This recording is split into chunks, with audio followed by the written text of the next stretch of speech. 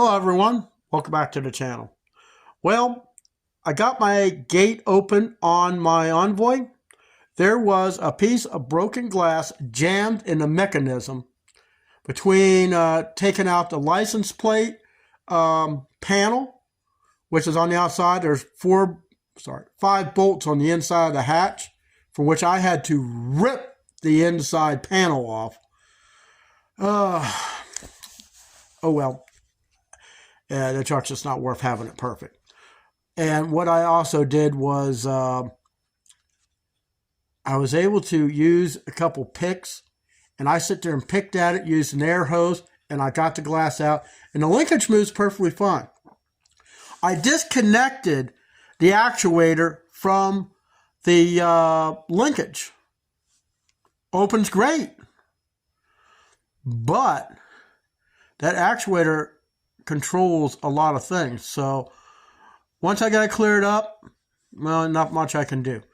I ordered it on eBay. I don't know where that one guy in one of those channels said he paid 150 bucks. I think it's a bunch of BS. Mine cost $28.99. So whenever it gets here, I just have to crawl inside. It's the only way to open it. And once I get it popped open, there's there's 2 T10s on the inside. The license plate thing was 10 millimeter. And when I go to change that actuator, that ought to be fun. I'll have to take the 2 little bolts to get the bracket for the handle off. Then I have to, and of course you have to unsnap those little rods. That's no big deal. And what you got to do next is I think they said it was a 30, Torx 30, T30, that takes those 3 bolts off on the hatch itself. We'll switch it out, hook it up, and pray.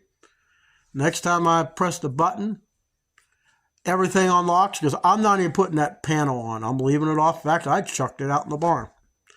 So that's it for this video, and I'll see you in the next one.